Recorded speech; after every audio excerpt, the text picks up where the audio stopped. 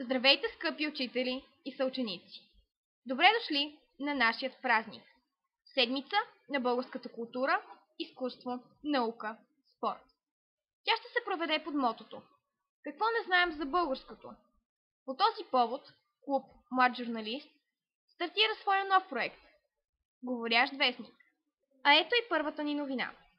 В продължение на една седмица ще можете да се запознаете с проектите, направени от нашите съученици, и по съвест да гласувате, за да изберете най-добрите работи. Регламентът за гласуване е следният. Всеки от вас може да напише на лист трите най-добри, според него проекта, да си напише името и да пусне листа в урната.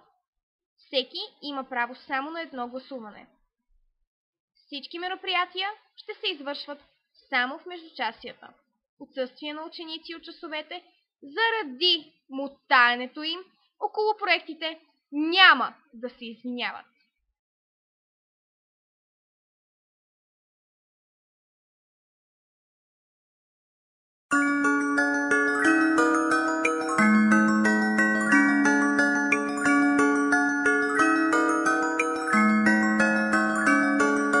Баба Марта троп, троп, троп, бърза през горицата, мартенички цял бързоп носи на дечицата. Баба Марта троп, троп, троп, бърза през горицата, мартенички цял бързоп носи на дечицата. Уважаеми приятели, днес е 1 март, денят, в който всички, които живеят на територията на България, си подаряват мартеници. Традицията, която повелява всяка година да се закичаме с пижо и пенда, за здраве и против уроки, е много древна. Освен, че тя крие своето начало преди хилядолетия, но тя е уникална по своя характер. Единствени в света българите посрещат по този начин настъпващата пролет и се разделят с зимата. Класическата мартеница са усукани бял и червен конец, или направени от бял и червен конец момиченце и момченце. Цветовете имат своя символика. Червеното е кръвта и животът, а бялото е чистотата и щастието. Пожеланието да си бял и червен означава да си млад и здрав. Различни легенди има как са се появили мартениците, но това не е най-важно. Важното е, че тази традиция не е изчезнала и е запазила своята основна символика. Мартеничката се носи до появата на първото цъфнало дърво или първата прелетна птичка, щъркел или ластовичка. Ако нямате късмет да видите прелетна птичка или цъфнало дръвче, то най-късно до 25 март, Благовец, можете да носите своята мартеница.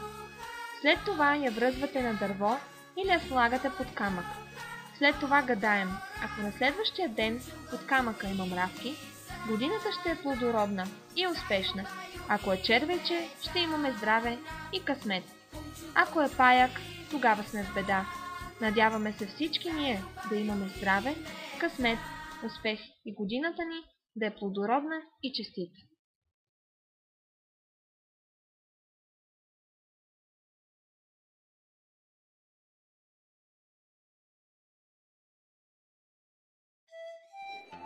На баба Марта. Елин Пелин.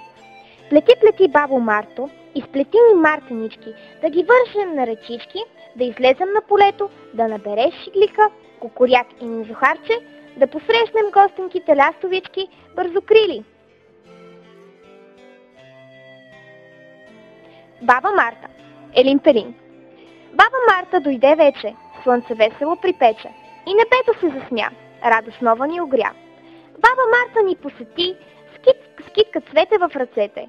На главата, като момиче, тя забола е кокиче.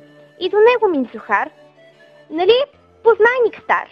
Жабите на речни бряг я посрещат да искат кукуряк.